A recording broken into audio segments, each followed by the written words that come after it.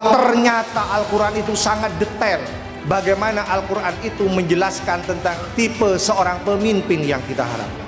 Kita butuh seorang pemimpin yang berilmu, memiliki kekuatan fisik untuk menjalankan tugas-tugasnya sebagai seorang pemimpin. Betapa Al-Quran itu sudah bercerita bagaimana money politik itu juga sudah pernah terpraktekkan pada bangsa-bangsa sebelumnya. Tinggal kita pilih, kita mau berkemajuan atau mundur berabad-abad lamanya. Praktek uang untuk mendapatkan kedudukan itu budaya Yahudi. Manakala ada seorang calon pemimpin, calon pemilih yang ingin melaksanakan haknya untuk memilih dan dipilih dengan menggunakan uang, itu persis seperti Bani Israel. Tipe pemimpin yang kita harapkan sebagaimana di dalam Al-Quran adalah mereka yang memiliki bastotan fil ilmi wal jism. Dia memiliki kompetensi keilmuan, dia punya fisik yang kuat untuk melaksanakan tugas-tugasnya sebagai seorang pemimpin, punya ilmu memimpin, punya pengalaman memimpin. Kita butuh pemimpin seperti itu untuk bersaing dengan bangsa-bangsa yang lain, negara-negara yang lain. Kita butuh pemimpin yang mandiri, tidak diatur oleh siapapun, seperti sosok Nabi Ibrahim. Ketika dia dihadapkan dengan sebuah permasalahan yang sangat besar, mendapatkan sanksi dari raja zalim pada waktu itu untuk dihukum mati, dibakar hidup-hidup. Apakah Nabi Ibrahim takut? Dengan gagahnya Nabi Ibrahim siap mempertahankan apa yang diyakininya sebagai sebuah kebenaran. Dia mandiri, dia tidak bisa dibujuk oleh siapa. Walaupun ketika itu disebutkan dalam sebuah hadis, amma ilaika fala, kalau saya harus minta bantu kepadamu wahai malaikat, fala, maka tidak. Ibrahim itu punya kemandirian yang sangat baik. Sosok pemimpin itu harus punya keyakinan yang kuat terhadap nilai-nilai kebenaran yang dia yakini. Tauhidnya, keyakinannya melampaui kekuatan apapun. Apalagi tergantung kepada orang dalam, kepada paman, kepada saudara, kepada KPU dan sebagainya. Tidak, kita tidak butuh itu. Seorang pemimpin harus percaya diri bahwa dia memang mampu untuk menjadi seorang pemimpin. Kita butuh pemimpin seperti Nabi Yunus. Nabi Yunus itu bukan hanya siap dikritik orang lain, bahkan dirinya sendiri siap mengkritik. Adakah seorang pemimpin yang secara jujur mau mengkritik dirinya sendiri? Jangan nunggu dikritik orang lain. Dikritik orang lain kemudian orang lain dikriminalisasi misalnya. Ketika Nabi Yunus berada dalam kesulitan yang besar, ditelan oleh ikan yang besar, di dalam gelap gulita itu, fanada fidulumat, dia tetap berdoa, tidak mudah menyalahkan orang lain. Mungkin hambamu ini yang banyak berbuat dolim sehingga engkau hadapkan dengan banyak persoalan di negeri. Kita butuh pemimpin yang mau mengoreksi dirinya sendiri, sehingga tidak perlu undang-undang ITE, tidak perlu. Kenapa? Karena dia sendiri sudah mau mengoreksi dirinya sendiri. Kita juga butuh sosok seperti Nabi Yusuf. Nabi Yusuf itu terpilih menjadi pemimpin pejabat itu bukan karena uang, bukan karena kekuatan lobby-lobby, tapi karena kekuatan amanah. Oleh karena itu, sebelum kita memilih, pastikan yang kita pilih itu adalah sosok yang jujur dan amanah. Figur-figur yang ditampilkan di dalam Al-Quran tentang sosok-sosok pemimpin yang barangkali bisa menjadi referensi bagi.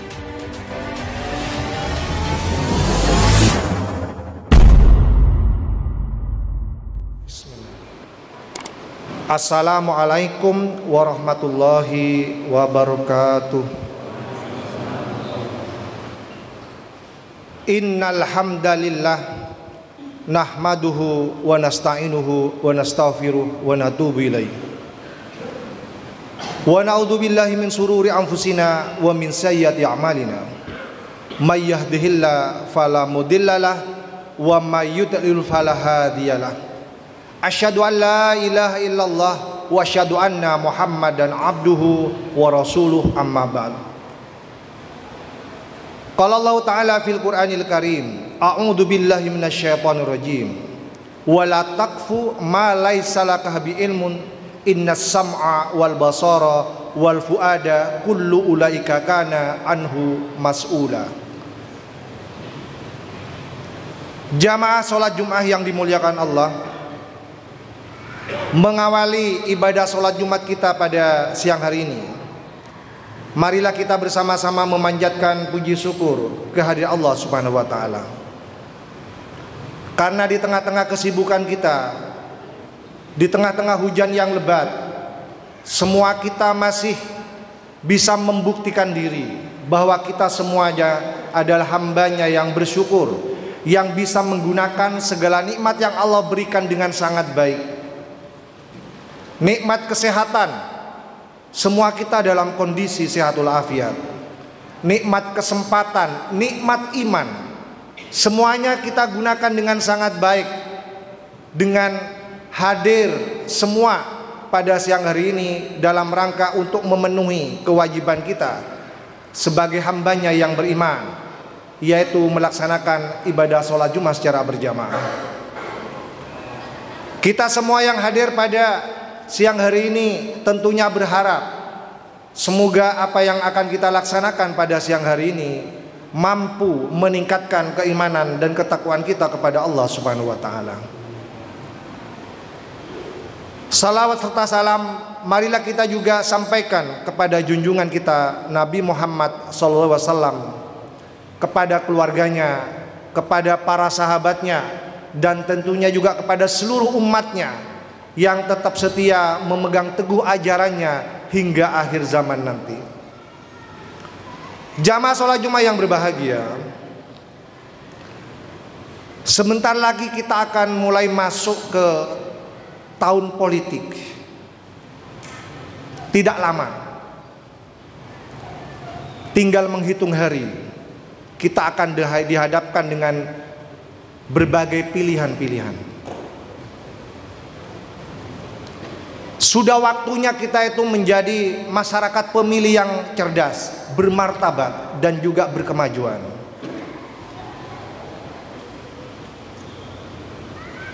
Oleh karena itu, menjadi sangat penting bagi kita untuk membuka kembali lembar-lembar Al-Quran. Bagaimana Al-Quran itu memberikan petunjuk, memberikan pedoman kepada kita tentang model-model seorang pemimpin yang kita idam-idamkan sebagai umatnya yang beriman. Jamaah sholat Jumat yang berbahagia, materi siang hari ini tidak dimaksudkan untuk berpolitik praktis, karena memang dilarang di dalam tempat ibadah. Tetapi kita ingin membuka apa yang disampaikan oleh Al-Quran, supaya terbangun sebuah kesadaran bahwa ternyata Al-Quran itu sangat detail, memberikan pedoman kepada kita tentang tipe-tipe pemimpin yang kita harapkan.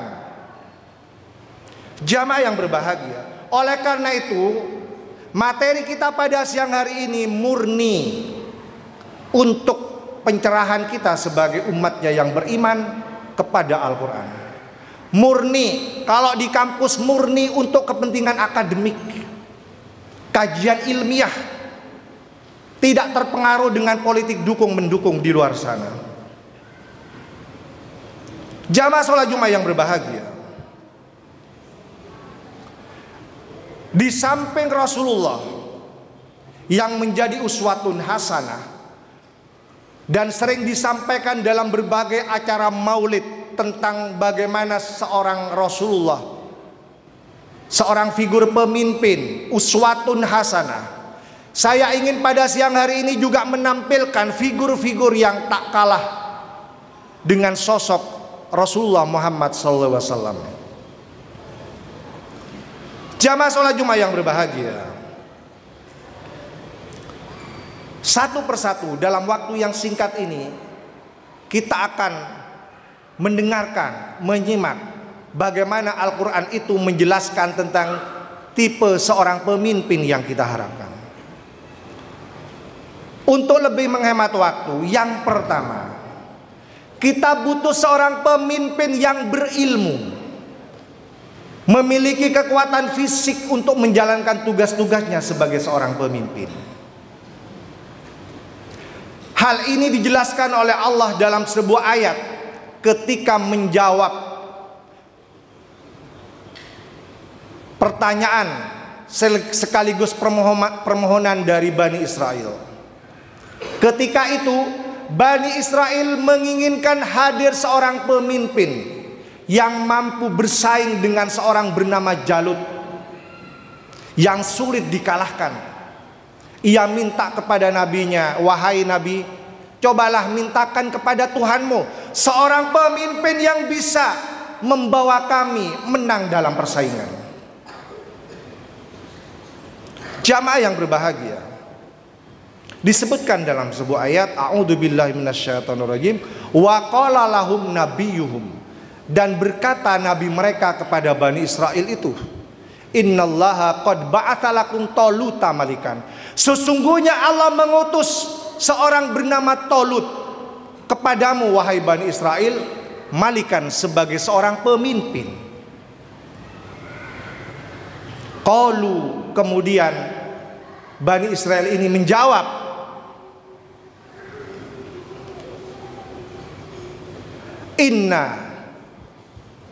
anna yakunu lahul mulku alaina.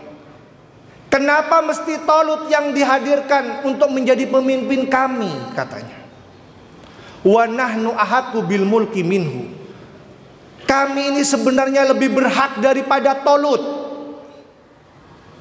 Coba Bapak sekalian, bagaimana seorang bangsa bernama Bani Israel itu minta kepada nabinya, minta kepada Tuhannya supaya dihadirkan seorang pemimpin yang diharapkan bisa memajukan bangsanya, bisa mengalahkan Jalut.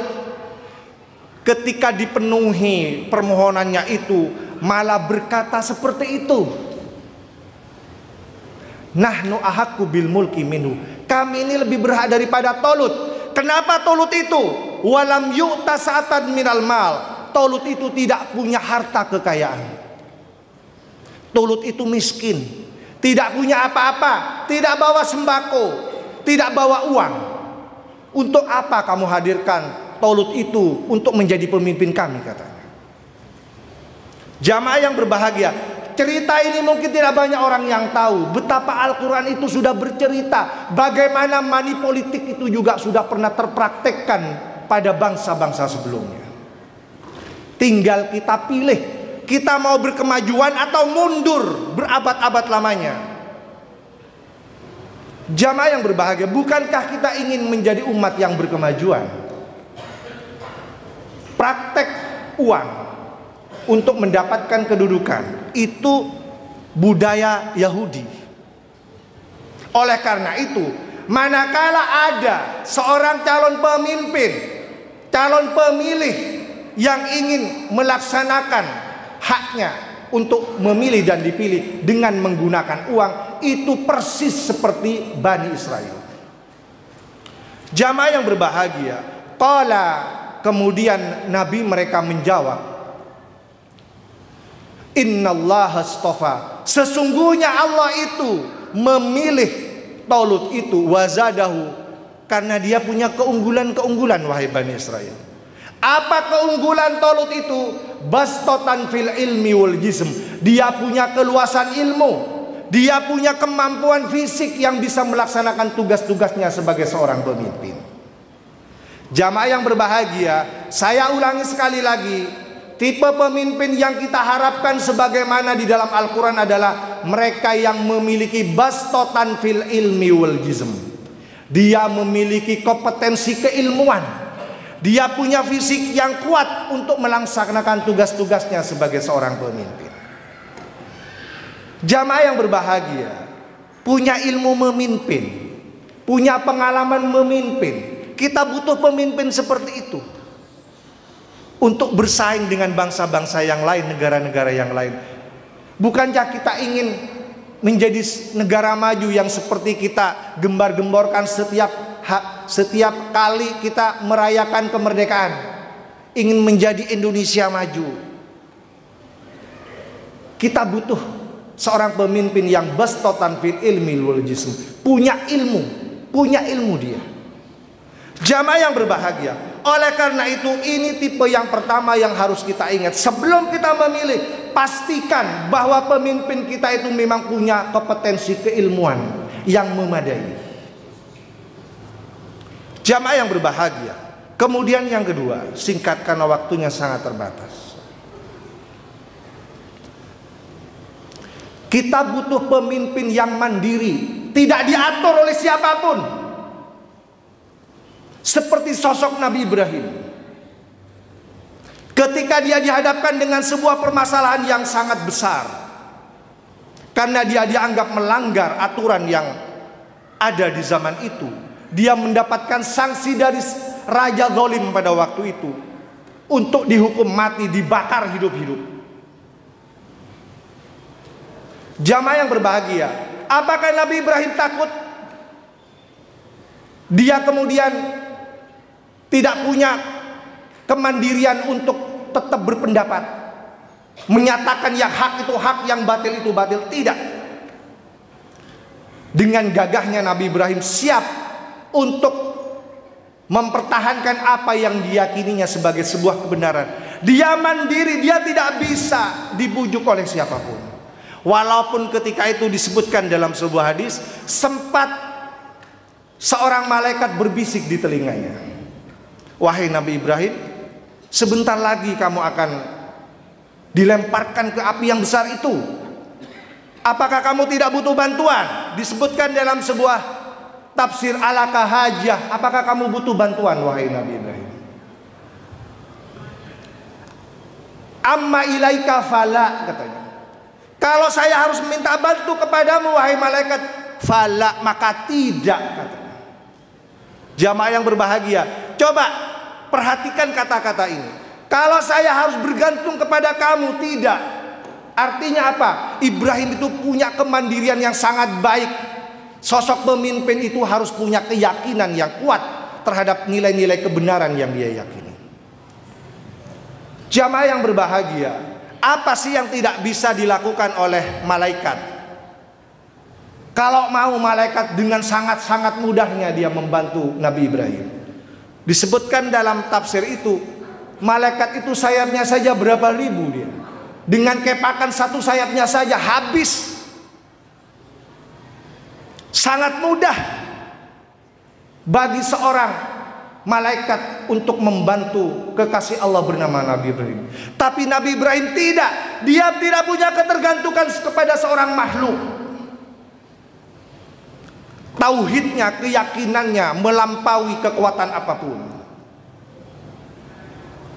Apalagi tergantung kepada orang dalam, kepada paman, kepada saudara, kepada KPU dan sebagainya. Tidak, kita tidak butuh itu. Jamaah yang berbahagia, seorang pemimpin harus percaya diri bahwa dia memang mampu untuk menjadi seorang pemimpin. Kita butuh pemimpin yang seperti itu. Kemudian yang kedua, kita butuh pemimpin seperti Nabi Yunus. Pada saat orang ramai-ramai berbicara tentang kritik dalam sistem negara demokrasi, kenapa kita tidak belajar dari Nabi Yunus? Nabi Yunus itu bukan hanya siap dikritik orang lain, bahkan dirinya sendiri siap mengkritik. Dirinya sendiri yang dikritik. Adakah seorang pemimpin yang secara jujur mau mengkritik dirinya sendiri? Jangan nunggu dikritik orang lain. Dikritik orang lain, kemudian orang lain dikriminalisasi misalnya. Jamaah yang berbahagia, ingat, ketika Nabi Yunus berada dalam kesulitan yang besar, ditelan oleh ikan yang besar, di dalam gelap gulita itu, fanada fi dzulumat, dia tetap berdoa. Ketika menghadapi persoalan besar yang berat itu, fanada fi dzulumat, dia tetap berdoa kepada Allah Subhanahu wa taala. Apa doanya itu? Alla ilaha illa anta, tiada Tuhan kecuali Engkau ya Allah. Subhanaka, maha suci Engkau ya Allah. Inni kuntu minadz dzalimin, sesungguhnya aku ini termasuk orang-orang yang zalim. Jamaah yang berbahagia, kita butuh pemimpin seperti ini, Bapak. Tidak tidak mudah menyalahkan orang lain, apalagi suudzon kepada Allah. Tetap bertasbih kepada Allah. Subhanaka, maha suci Engkau ya Allah, inni kuntu minadh-dhalimin. Mungkin hambamu ini yang banyak berbuat dolim, sehingga Engkau hadapkan dengan banyak persoalan di negeri. Jamaah yang berbahagia, kita butuh pemimpin yang mau mengoreksi dirinya sendiri, sehingga tidak perlu undang-undang ITE, tidak perlu. Kenapa? Karena dia sendiri sudah mau mengoreksi dirinya sendiri. Jamaah yang berbahagia, coba kalau semuanya punya kesadaran mengoreksi dirinya sendiri, baik yang dipimpin maupun yang memimpin, apa sih yang tidak bisa selesai untuk menyelesaikan persoalan-persoalan di negeri? Pemimpinnya mau mengoreksi dirinya sendiri, rakyatnya mau mengoreksi dirinya sendiri, apa yang tidak bisa selesai? Saya yakin semuanya bisa selesai. Seberat apapun masalah yang kita hadapi, kalau kita semuanya tawadhu, duduk bersama, saling koreksi, saya kira hal-hal besar bisa kita lakukan, hal-hal besar bisa kita selesaikan. Jamaah yang berbahagia, ini Nabi Yunus.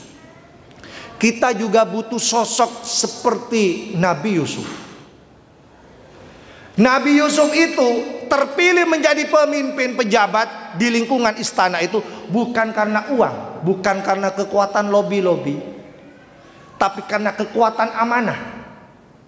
Disebutkan dalam sebuah ayat, a'udzubillahi minasyaitonirrajim, wa qalal malik, sang raja itu berkata, u'tuni bihi, datangkan Yusuf itu ke hadapanku, astahlisu li nafsi, aku akan menjadikannya sebagai orang kepercayaan, pejabat di lingkungan istana. Falamma kallamahu, maka tatkala Yusuf itu diajak berbicara, qala, kemudian sang raja berkata, innakal yawm, sesungguhnya kamu pada hari ini wahai Yusuf, ladaina makinun amin, akan menjadi pejabat yang amanah.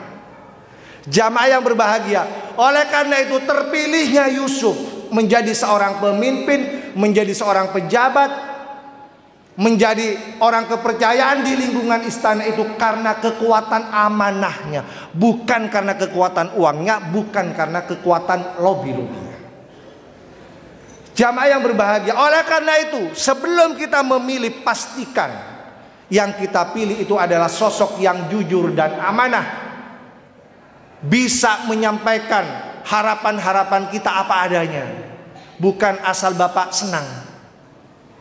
Apa yang kita rasakan bisa kita sampaikan, dan dia akan menyampaikannya sesuai dengan amanah kita. Jamaah yang berbahagia, ini figur-figur yang ditampilkan di dalam Al-Quran tentang sosok-sosok pemimpin yang barangkali bisa menjadi referensi bagi kita yang sedang kebingungan karena betapa banyak tawaran-tawaran, tarikan-tarikan dari mana-mana, dari para calon-calon pemimpin yang akan berkompetisi pada tahun depan ini.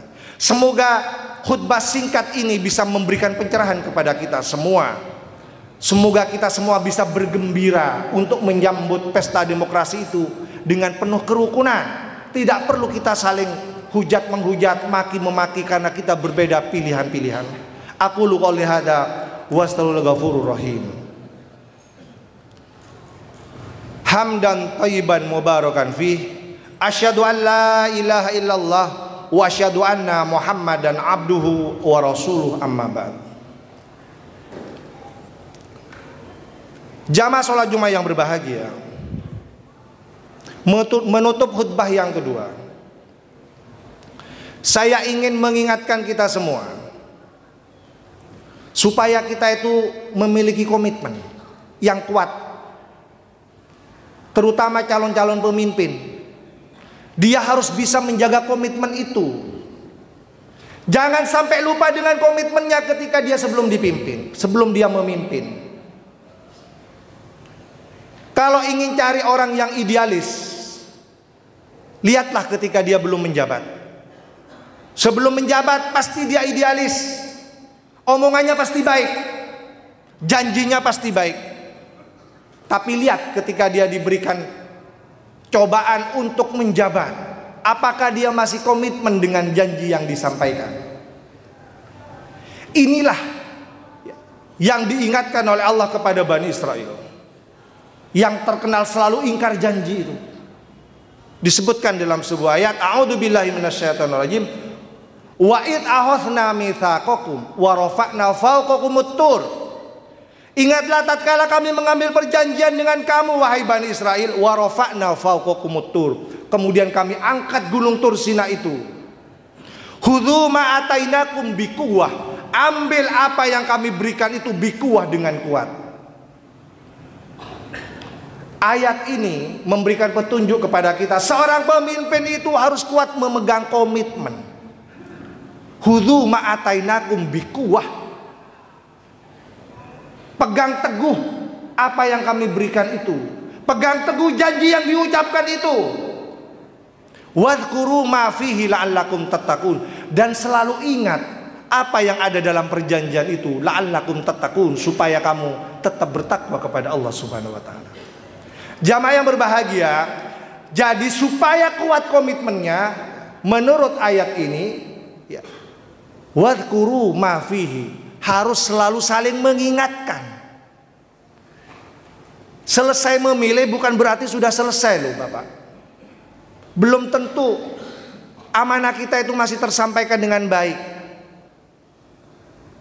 Sekali lagi, selesai memilih bukan kemudian selesai tugas kita.